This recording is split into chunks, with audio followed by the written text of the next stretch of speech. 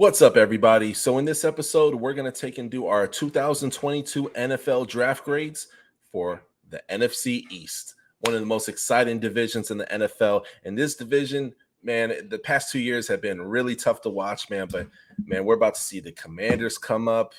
We're about to see the Eagles come up. Giants making major moves, and well, let's see what's up with the Cowboys, right? I'm going to start off with the Commanders, then we're going to go Eagles, then Giants, okay? Then we'll finish off the episode with the Dallas Cowboys.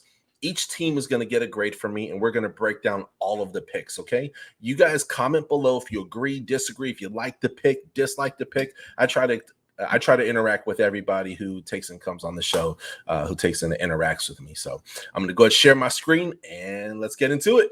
Commanders, let's get right into the meat and potatoes. As you see here, the top needs of this draft are wide receiver and cornerback. I would even throw quarterback in there just because Carson Wentz, we're not sure how he's going to take and perform. But let's go ahead, let's check out these picks, and we're going to dissect to see if they had a solid night or not, okay? Their first pick of the night for them, round 1, pick 16, Jahan Dotson of Penn State. This is a nice little pickup, man. Kind of like, as my brother Isaac would say, he's a co-host of the show.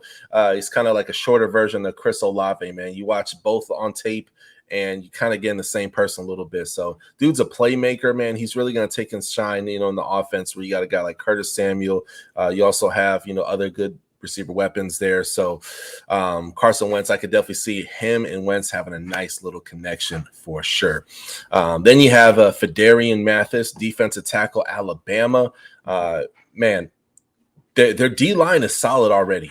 But to have a guy like this in rotation, and then you have, Daron Payne and stuff like that, it makes all the better.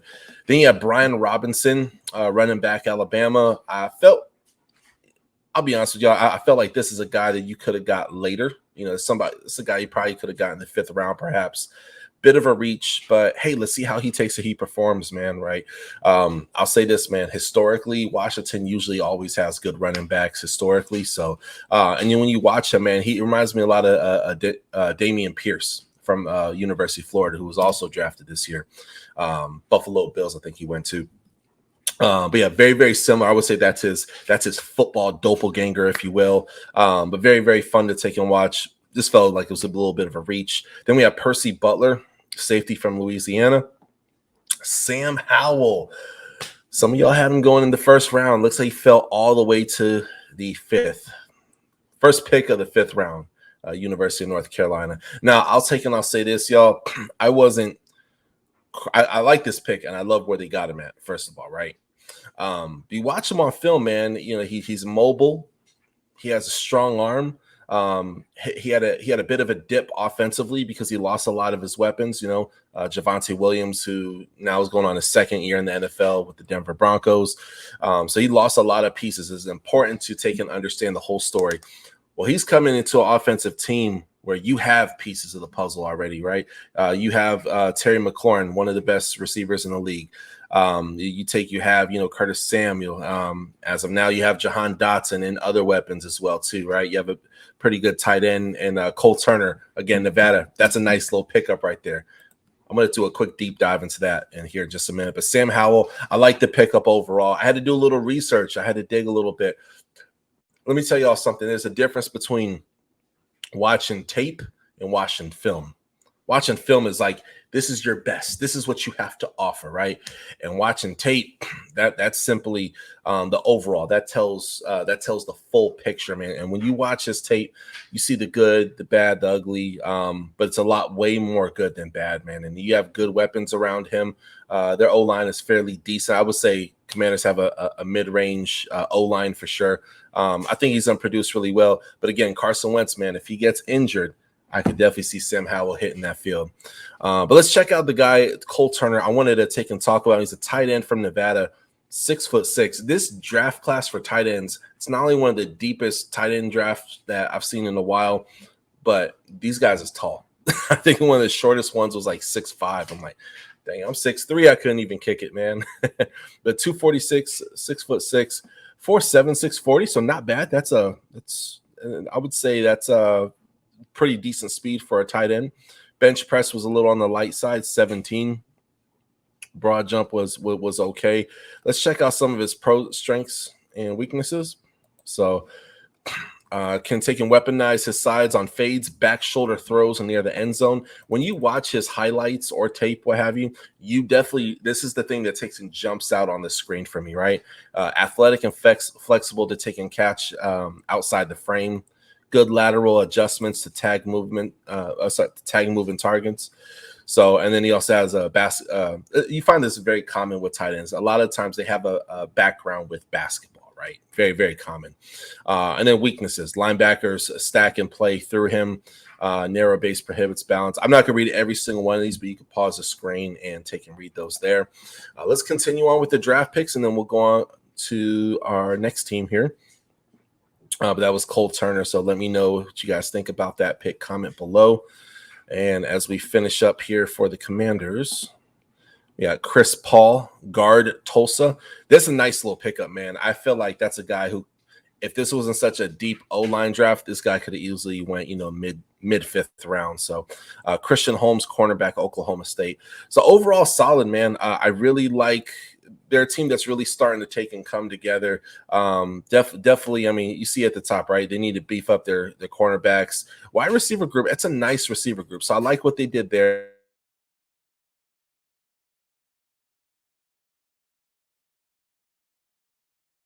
I also like having like that. I'm not sure what their intentions are with him, but again, very nice pickup. Let's see how he does. Fidarian Mathis, got to take and love it. But I'll be honest with you, really would have loved to take and get a cornerback. But at this point in the draft, some of the most elite cornerbacks were already gone. So this wasn't a super deep cornerback draft. So initially, I wanted to give him a B. I'm going to take and give this a B minus. B as in Bravo. So solid draft, though. Solid draft. I feel like they did get better, and this team is on its way for sure.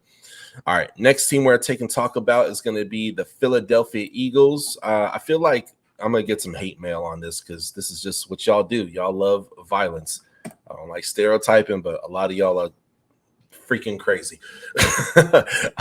Your top needs are defensive line, wide receiver, cornerbacks. You might be shocked what I have to say about the Eagles, man, because they had, in my opinion, one of the best drafts in a very long time. So the first pick for them was in round 1, pick 13, Jordan Davis, defensive tackle, Georgia. He wowed us at the combine. He wows us on the field, both film and tape. This dude is a beast. He's going to be an anchor. I see Ndamukong Suh here. I do. I mean, this is phenomenal. I freaking love this pick. Defensive tackle, Georgia. Round 2, they got Cam Jurgens. Again, I'm thinking O-line. Hurts, are we setting him up for failure? Or are we setting up to trade him and get a quarterback in next year, 2023's draft, right? But I love this, man. Center, Nebraska. Then, of course, you got round 3, Nakobe Dean. Man, linebacker, Georgia. I actually had him on the show, so please check out my interview with Nakobe Dean. I literally had him on the show. Me and my co-host, my brother, Isaac Davison, we did the interview together. We rocked that thing, man. It was a lot of fun. Then we got Kyron Johnson, linebacker, Kansas. It's okay. Grant Calcaterra, tight end, Southern Methodist University, SMU. That's a nice little pickup, man. This dude gets vertical. He gets out there. I'm not saying he's gonna be a day one starter, man, but he made the team, man. So SMU has been cranking out bangers the past few years, man. This year they had Grant Calcaterra, they had a few other guys. They had Danny Gray, who I also interviewed on the show, who's on the 49ers now. But overall, I like this. Nakobe Dean and Jordan Davis, do it for me. Cam Jurgens, do it for me. I would have liked to take and see instead of Kyron Johnson, perhaps maybe another O-line. We got to get some depth in there, but they had a pretty solid free agency, which I do like. And then, of course, you got your brand new prize, Mr. Brown coming from the Tennessee Titans, right? So he got a nice little contract. They're really setting him up. But again, I'm really concerned about this O-line. So I like this draft a lot. I'm going to give it a solid B. B as in Bravo. So we got to shore up that O-line, man. You can't have your quarterback up there running for his life. But it's not that bad. I mean, compared to other teams, it's just you want to take and have depth. And depth is also something that is very important, right? So, but I love this. You shored up your linebackers. You shored up You know, I mean, it's not a bad draft at all, man. So I give it a solid B there for sure. All right, moving on to the New York Giants. New York, big city of dreams. Things in New York ain't always what it seems. All right, offensive line, linebacker, tight end. Those are some of the needs for this team. They also got new GM Joe Schoen. Really excited, and they also have a new coach as well. Finished 4-13 last year, and folks, I'm loving what the Giants are doing. Let's get into it. Kayvon Thibodeau, possibly the best pass rusher in this year's draft. You got to put him in the top 3 conversation, man. This is a nice pickup. Round 1, pick 5. This is who you get, man. I know there was some concerns, about, about him not doing the combine and stuff, but man, that's a nice freaking pickup, man. Then you have Evan Neal, one of the best O-linemen. It's between him and the other guy from NC State. The 2 best O-linemen in this year's draft, man, that they have to offer. Evan Neal is a freaking beast. Then you have a wide receiver, Wan'Dale Robinson, wide receiver, Kentucky. Dude gets up there, man. Dude gets up there. He's a beast. Great vertical threat. I felt like they could have got him a little bit later, but again, I like the pickup. Then you go guard Joshua Ezeudu, North Carolina. Cornerback LSU Cordell Flott. That's a nice pickup again there. I wouldn't say Cordell is a top 5 corner, but this is a guy who's very serviceable. I think he's going to be in the NFL and have a very long NFL career. Daniel Bellinger, tight end, San Diego State. Mid-range guy, but a solid pickup. I feel like they could have got him later, but again, I like the pickup. Dane Belton, safety, Iowa. Micah McFadden, linebacker, Indiana. Indiana, man, they upset a few teams this year, y'all. They have some head busters, man, who are really going to benefit these New York Giants. DJ Davidson, defensive tackle, Arizona State. Marcus McKeithen, guard, Georgia. North Carolina. Darian Beavers, linebacker, Cincinnati. So Cincinnati had a lot of people come from this school this year. Folks, I love this draft. A few people slid. A few people went a little early. I'm loving what they went early. I'm loving this Kayvon Thibodeau, Evan Neal. Much like the Philadelphia Eagles, man, I'm gonna give him a solid B. This was really, really good, man. I would have liked to take and see maybe another receiver other than Wan'Dale Robinson, but I think he's pretty good, and we'll see. Maybe I'm wrong and I swallow my words later this year, right? So it should be pretty interesting to take and see how they do. But I give him a B as in bravo. Then moving on to the Dallas Cowboys, the polarizing Cowboys, America's team. They say Dallas Cowboys. O-line, D-line, wide receiver. These are the needs for the Dallas Cowboys, right?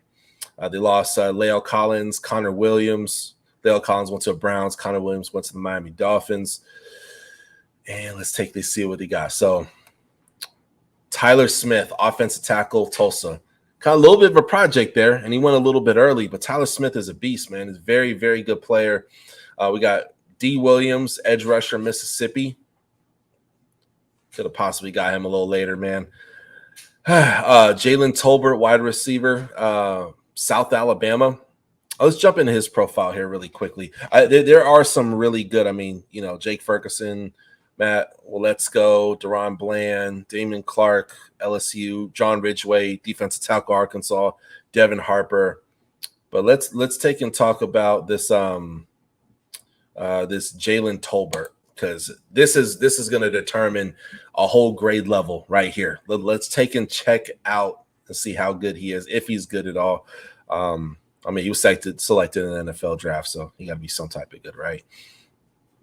Let's see what we got. So he's 6'1", 194 pounds, 4'4'9", so almost a 4'5", 40. Vertical jump was solid, not bad. And let's see. His opponents, that's good. Right at home against SEC cornerbacks. Let me see here. He had 7 games with 100-plus yards. So that's not bad. Shimmies feet and shakes press jam. Okay, so he's nice with the hands. That's pretty good. Sinks hips for quick, sharp turns. So this dude is quick. I watched a little bit of his highlights when he first got drafted, man, and it looked good. I just wanted to take and pull this up here in front of me. And then weaknesses, he hardly has any. Undisciplined drops at times. Okay, that's pretty concerning to me. Would like to see better success through catch adversity. Okay, so somebody's really guarding him. Can he catch that ball? I honestly, I mean, just right off the bat, I see this as just kind of a mid-range pick, but again, the ceiling could be high if he develops correctly. And then you have Dak Prescott, who is, plays for a mediocre team, but one of the best quarterbacks in all the NFL, man. He has proved me wrong for sure. But my favorite picks out of all of these, man, I like the Tyler Smith pick. I like the Matt Willetsko. I feel like, they'll probably be a little bit better than they were last year, potentially. But there's a lot of coaching issues. Look, y'all are not going to like this. I'm going to take and give this a D+. I'm going to give the Dallas Cowboys a D+, and I feel like I'm being generous. D. Williams, he didn't need to take and go that early. At this point, when you got Jalen Tolbert, there's other receivers. Dude, Danny Gray was still on the board. You know what I mean? Jalen Naylor you could have took, right? There's other receivers that you could have took off this board. There's a few other ones that come to mind as well, too. I like Matt Willetsko. That is a freaking steal in the 5th round. This right here is probably the reason I'm giving him a D+. Watch the tape, watch the highlights of him. He's a shutdown tackle. He's a day one starter. I like Matt. He's going to freaking kill it in the NFL. John Ridgeway, again, very excited to take and watch. It's a lot of these guys are kind of depth signings, Damon Clark and stuff like that, right? Damon Clark actually, Damon Clark. LSU, man, though they weren't as good this year, man, they have some really, really good players, man. So good to take and see him get selected by a team. But D+, it's one of the lowest ratings. And if you watch ESPN, they gave him an F. So, anywho, folks, that's my NFC East. This division is definitely on the up and up, man. Dallas Cowboys, I don't feel like they got that much more better, if better at all. They just kind of filled the holes that they lost. And I'm not crazy about their wide receiver signings. Giants, they got better. Philadelphia Eagles got better. The Commanders got better, more so added depth. So overall, very, very fun doing this episode with y'all. Comment below. Let me know if you agree, disagree. I try to interact with everybody. If you want to donate to keep the channel going and help for me to get some better equipment around here, my Cash App stuff is down below in the description. Go check that out. Then also as well, make sure you hit the subscribe button, hit the bell, hit the like, man. Let's talk, man. I want to take and grow this channel into really a giant movement, man. So just over 2 years, man, and we're over 1,250 subscribers, man. So that happens because you guys, man, and God, most importantly, God's grace, man. So really happy to do another great episode like this. I also did one for every single division in the NFL. So y'all let me know what you think about those as well. It's almost 3 a.m. I'll drop these throughout the weekend. Have a good night, y'all. Time to tune in. Now another sports center. It's a movement.